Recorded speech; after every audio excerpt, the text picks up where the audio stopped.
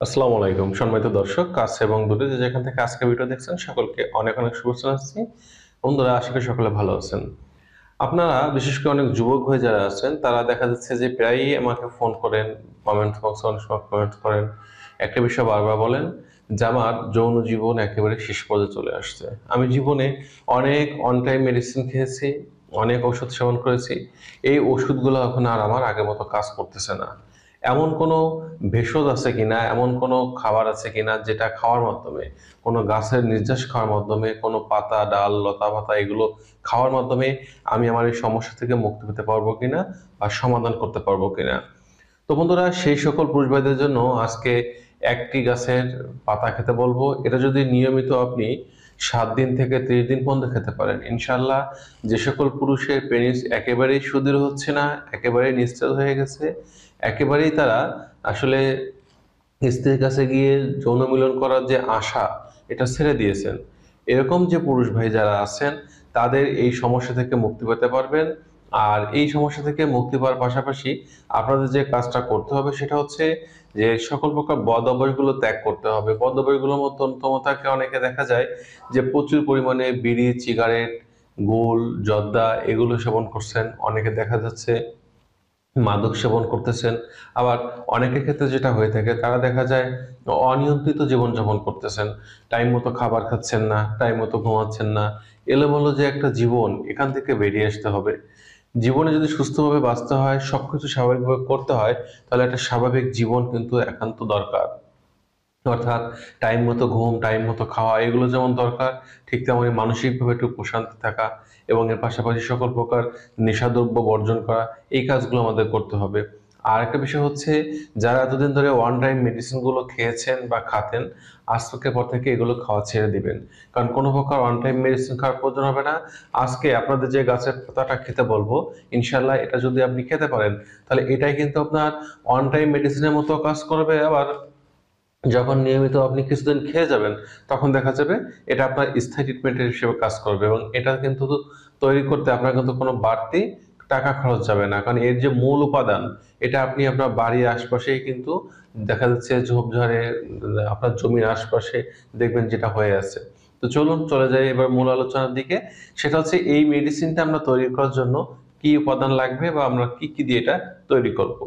এজন্য আমাদের যেটা করতে হবে, আমরা অনেকে তো ঘাসটাকে চিনি, আমি ব্যাক স্ক্রিনে দিয়ে দিচ্ছি, আপনারা দেখেন। এই ঘাসটাকে আমাদের এলাকা ভিত্তিক ভাবে এক এক নামে এক একজন কিন্তু আমরা ডেকে থাকি। এটাকে কেউ বলেন আপনার যে কিতারি ঘাস, কেউ বলেন কান ঘাস, আবার অনেক এলাকায় বলে এটাকে কানাইয়া ঘাস, অনেক এলাকায় বলে কানফুল ঘাস, অনেকে বলে কান্দুলি ঘাস। অর্থাৎ এক এক অঞ্চলে এই ঘাসটাকে এক এক নামে কিন্তু ডাকা হয়। তো এই ঘাসের যে পাতা বা এই গাছের যে পাতা, এটা আমাদের নিতে হবে। আমরা কখন নেব? আমরা চেষ্টা করব সকালে, যখন আমরা একেবারে ভোরে সূর্য ওঠার আগে আমরা এই গাছের কাছে যাব এবং আমরা দেখব যে একটু শিশির ভেজা আছে। শিশির ভেজা অবস্থায় গাছের যে পাতাগুলি আছে, এখান থেকে আমরা 8 থেকে 10টি বা 12টি পাতা নিয়ে আসবো। পাতা এনে এটাকে আমরা বাসায় এনে একটু থেতো করে বা একটু ব্লেন্ডারে দিয়ে এর যে নির্যাস বা রসটুকুন এটা বের করব। তো 8 থেকে 10টি পাতা যদি আমরা নিই, 12টি পাতা নিলে এখান থেকে যে থেতো করার পর যে রসটা বের হবে, এই রসটা অন্তত 2 চামচ রস নিতে হবে আমাদের। 2 চা চামচ আমরা রস নিব। এই 2 চা চামচ রসের সাথে আমরা ন্যূনতম 2 চা চামচ মধু মিশিয়ে আমরা এটা সেবন করব।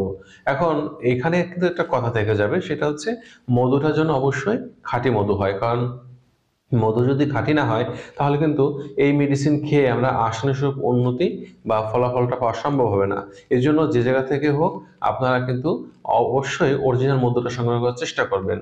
আসলে অরিজিনাল মধুটা যদি আপনারা পেতে চান, সেক্ষেত্রেও স্ক্রিনে যে নাম্বার আছে, এই নাম্বারে ফোন করে কিন্তু চাইলে সরাসরি আমাদের থেকে নিতে পারেন। অথবা আপনি আপনার সুবিধা মতো যে কোনো জায়গা থেকে কিন্তু অরিজিনাল যে মধু, খাঁটি মধুটা আছে, এটা নিয়ে কিন্তু আপনি এটা খাবেন। কারণ মধু যদি খাঁটি না হয়, তাহলে আমরা সঠিক উপকারটা পাবো না। এবার আসি, এভাবে আপনি কতদিন খাবেন? এভাবে একটানা 7 দিন থেকে 30 দিন এভাবে খেয়ে যাবেন। কখন খাবেন? প্রতিদিন সকালে ঘুম থেকে উঠে খালি পেটে, একেবারে বাসি পেটে আপনারা এটা খাবেন। এবং যেদিন আপনারা সহবাস করবেন, আপনারা তো সকালে নিয়মিত খাচ্ছেন না, যেদিন সহবাস করবেন সহবাসের ঠিক আধা ঘন্টা আগে আপনারা এই যে গাছের নির্যাস, পাতার নির্যাসটা খাবেন 2 চামচ, সাথে মধু খাবেন 2 চামচ।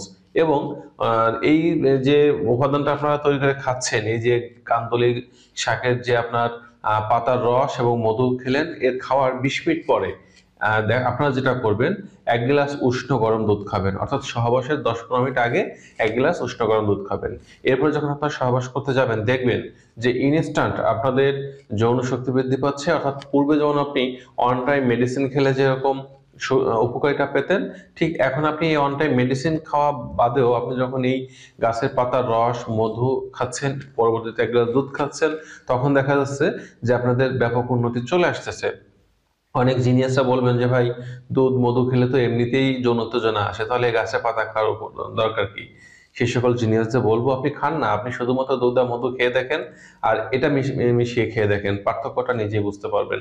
কারণ এর মধ্যে আল্লাহ তাআলা এমন কিছু উপাদান দিয়েছে যেটা মানব শরীরের যৌন শক্তি বৃদ্ধি করা, শারীরিক ক্লান্তি দূর করা, প্রশান্তি এনে দেওয়া, নানান ধরনের কাজ করে থাকে। সেই উপাদানগুলো কিন্তু এই গাছের পাতার মধ্যে আছে।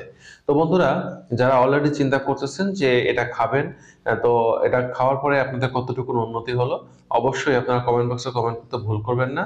আর ভিডিওটি ভালো লাগলে চ্যানেলের সাথেই থাকবেন। যারা এখনো চ্যানেলটি সাবস্ক্রাইব করেনি, চ্যানেলটি সাবস্ক্রাইব করে দিবেন। সকলে সুস্বাস্থ্য সুন্দর জীবন কামনা করছি। আল্লাহ হাফেজ।